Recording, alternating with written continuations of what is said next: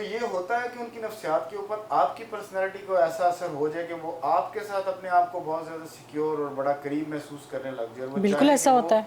अब आपके साथ ही रहेगा, और आपको कोई ऑफर कर दे, मतलब कोई कहे ओके मुझसे मुझसे शादी कर लो, कोई ओके कहे कि तुम मुझे अपना भाई बना लो या मुझे अपनी बहन बना लो या मेरे साथ कोई रिलेशन का, ये इस तरह की। ओके, यहाँ पे ऐसे क्लाइंट्स बिल्कुल बोलते हैं। आपने बड़ा अच्छा क्वेश्चन किया है। तो इसमें हम उनको प्रॉपर, और ये मैं आपको इससे पहले आपको एक और चीज़ बताऊँ, इस चीज़ को, ये जो आपने क्वेश्चन पूछा है, इसको ट्रांसफरेंस कहते हैं।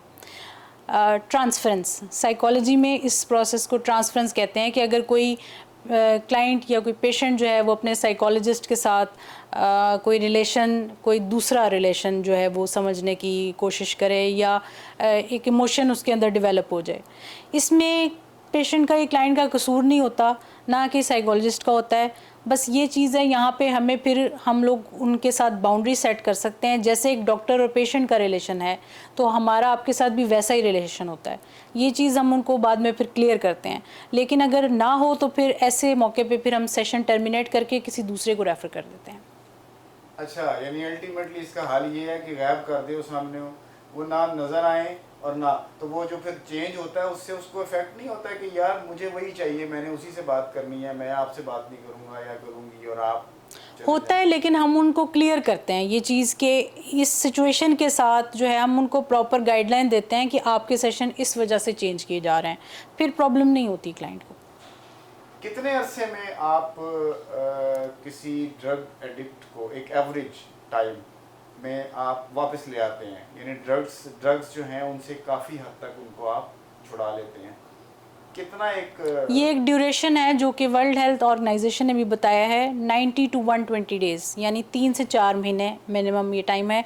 समटाइम्स अकॉर्डिंग टू पेशेंट्स या क्लाइंट्स कंडीशन आप कह लें, उसमें फिर 6 मंथ्स भी लग जाते हैं, ज़्यादा भी लग जाता है, but most probably 90 to 120 days हैं जो ट्रीटमेंट में लगते हैं। अच्छा, जिंदगी चूंकि तबाह हो जाती है, जी कोई भी इस तरह की सूरत हो, साइकोलॉजिकली बंदा बिल्कुल फारिग हो जाता है, जी और ये किसी भी हादसे की सूरत में भी हो जाता है। आई मीन ड्रग्स जो हैं वो तो आपने अपनी मर्जी से यूज़ किए ना, जी बिल्कुल। चाहे दोस्तों ने लगाया, लेकिन अल्टीमेटली आप खुद आए और फिर आपने वो, जी बिल्कुल किसी के साथ कोई ऐसा कोई रेप हो जाता है, बिल्कुल सेक्सुअल बिल्कुल अब्यूज़ हो जाता है, बिल्कुल या ऐसा। फिर किसी के साथ कोई ऐसी कोई कह लीजिए को हादसा हो जाता है कि जिसके बाद उसका नफ्सियाती जो है ना वो तवाज़ुन जो है वो बिगड़ जाता है। जी इसमें ज़िंदगी को दोबारा से एक्सेप्ट करना, उन्हीं एनर्जीज़ के साथ उसी तरह एक्ट करना अपनी ज़िंदगी के साथ किस हद तक मुमकिन है?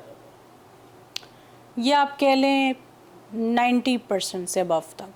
लेकिन साइकोलॉजी में एक चीज़ ये भी समझनी ज़रूरी है, 100% कुछ भी नहीं होता। तो उसमें जितनी मैनेजमेंट, जितने अच्छे तरीके से मैनेजमेंट की जाए वो उतना अच्छा होता है। मोस्टली जब प्रॉब्लम कहाँ पे आती है, पेशेंट रिलैप्स कब करते हैं या उसी प्रॉब्लम से दोबारा कैसे गुजरते हैं, जब उस चीज़ को वो प्रॉपरली मैनेज ना कर पाएँ, और वहाँ पे फिर जब हम इनको कहते हैं कि सेशन की आपको भी ज़रूरत है, एंड वो सेशन के लिए विज़िट ना करें, फिर ऑब्वियसली उनकी वो प्रॉब्लम वहीं की वहीं रहती है। क्योंकि ये चीज़ देखें, ये असली में माइंड की चीज़ है। अगर माइंड को हम उस तरह से ट्रेन नहीं करेंगे तो बॉडी ऑटोमेटिकली फिर उसी चीज़ को रिस्पॉन्ड करना शुरू कर देगी जो कि माइंड बता रहा है। लेकिन असल प्रॉब्लम जो ये है, अगर ड्रग के हवाले से सिर्फ बात करें तो ये माइंड रिलेटेड प्रॉब्लम है।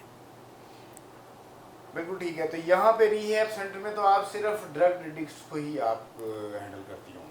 नहीं, हमने शिज़ोफ्रेनिया के पेशेंट्स को भी डील किया है, बाइपोलर के पेशेंट्स को भी डील किया है। काइंडली साथ साथ बता दीजिए कि ठीक है, शिज़ोफ्रेनिया क्या होता है, ठीक हो गया। बाइपोलर क्या होता है, ये इनकी भी हमें ज़रा तर्जुमा कर दें। ठीक है, चलें सिंप्लीफाई कर देते हैं। शिज़ोफ्रेनिया एक ऐसी बीमारी है, एक नफ्सियाती बीमारी है जिसमें दिमाग का एक केमिकल है डोपामीन, उसके बढ़ने की वजह से ये बीमारी होती है, और ये किसी भी एज में हो सकती है।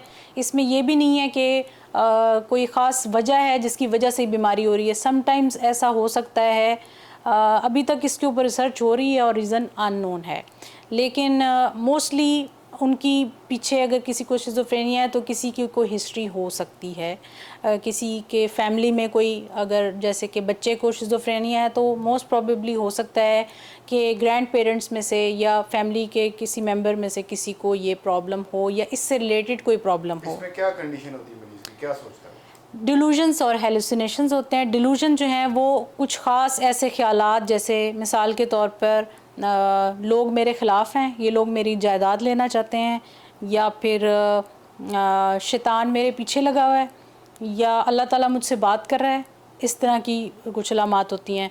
और जो हेलुसिनेशन जहाँ तक बात है उसमें आवाज़ें भी सुनाई देती हैं। एक पेशेंट ने मुझे बताया कि मुझे एक लड़की यहाँ से गुज़र के गई है, उसने पायल पहनी हुई थी। अब यहाँ पे तो कोई लड़की थी ही नहीं, लेकिन वो उनके जो हेलुसिनेशन उनको एक्चुअल में हो रही थी, तो वो उनको डायग्नोसिस उनकी जब मैंने हिस्ट्री वगैरह ली, पूछा, तो उसमें पता चला कि इनको शिज़ोफ्रेनिया है। और फिर आहिस्ता आहिस्ता फिर मैंने उनको भी ये चीज़ इंसाइट दी उसके बारे में, ताकि वो अपनी मेडिसिन वगैरह ख़ुद ले सकें। शिज़ोफ्रेनिया में ये होता है कि अगर वो मेडिसिन प्रॉपर लेना शुरू कर दें फिर रिलैप्स का चांस नहीं होता। तो अगर मेडिसिन लेना बंद कर देते हैं फिर वही सिम्टम्स आती हैं और कभी कभी उससे वर्स हो जाती हैं। और दूसरा क्या था? दूसरा है बाइपोलर, ये एक मूड डिसऑर्डर है। इसमें 2 किस्म की एपिसोड होती हैं, एक डिप्रेसिव और एक मैनिक।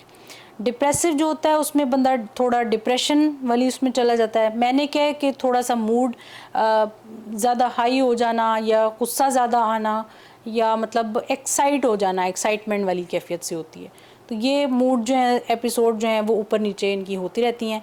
और समटाइम्स डिप्रेसिव ज़्यादा होती है, मैनिक कम होती है। कभी मैनिक ज़्यादा है, डिप्रेसिव कम होती है।